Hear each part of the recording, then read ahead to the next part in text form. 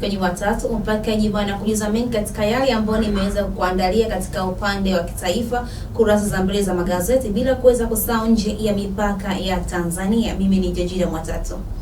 Na huu ni wasaa mzuri kujuza yale ambayo yameweza kujiri nje ya mipaka ya Tanzania. Tuangazie kwa hii sintofahamu ambayo inaendelea sasa hivi kati ya taifa la Marekani pamoja na Irani. Lakini hata pia tumeweza kuona tayari Umoja wa Ulaya na wenyewe wameweza kuingilia kati kuhusiana na huu mgogoro ambao unaendelea, na tayari maafisa 15 kutoka katika taifa la Iran wameweza kuwekewa vikwazo kutoka kwa Umoja wa Ulaya. Sasa ni kwamba taarifa ambayo ipo hivi sasa ni kwamba Rais wa Urusi Vladimir Putin amesema kwamba yupo tayari kuhakikisha kwamba mgogoro huu unaenda kutamatika kati ya Irani pamoja na Marekani.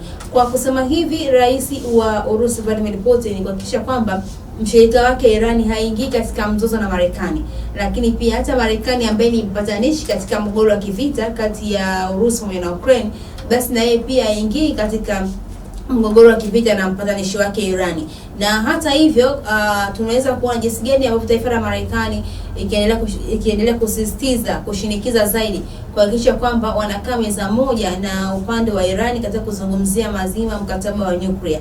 Lakini hata hichi ambacho alichoweza kuzungumza Rais wa Urusi Vladimir Putin pamoja na msemaji wa ikulu wa Urusi Dmitry Peskov, naye pia aliweza kuzungumza kuhusiana na huu mgogoro ambao upo sasa hivi kati ya Irani pamoja na Marekani.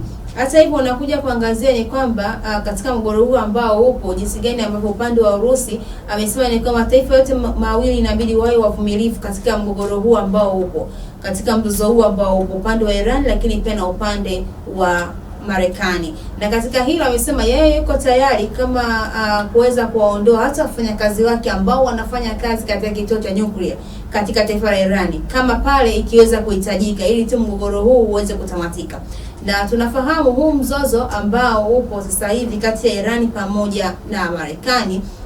Kwa upande wa Marekani wanasema kwa upande wao kwamba sababu ya kwanza ilikuwa ni kuweza kuwatetea wale waandamaji ambao tunafahamu tarehe 28 mwezi wa 12 mwaka jana 2025 kulikuwa na maandamano katika taifa la Irani. Kwa hiyo na tukaweza kuona kwa upande wa Marekani wakisema kwamba wapo tayari kuweza kuwasaidia watu ambao wanaandamana katika taifa hilo la Irani.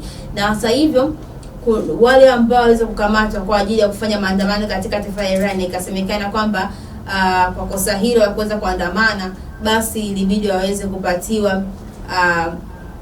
kupatiwa hukumu ya kifo. Tukaweza kuona upande wa Umoja wa Ulaya, lakini tukaweza kuona pia na upande wa Marekani na wenyewe pia kuweza kuzungumza kusema kwamba hiyo adhabu ambayo wameweza kuwapatia ni adhabu kubwa zaidi na inabidi Iran iweze kuondoa adhabu hiyo haraka iwezekanavyo.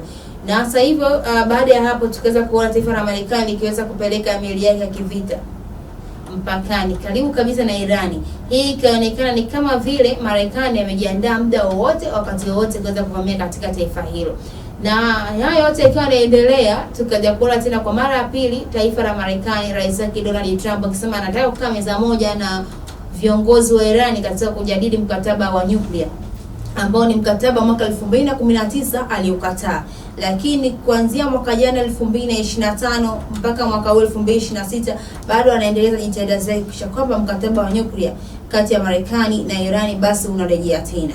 Na vipi kuhusiana na kiongozi wa Urusi ambaye namzungumza Rais wa Urusi Vladimir Putin kuhakikisha kwamba huu mgogoro ambao upo, huu mzozo ambao upo kati ya taifa la Irani pamoja na Marekani unaenda kutamatika, atafanya nini?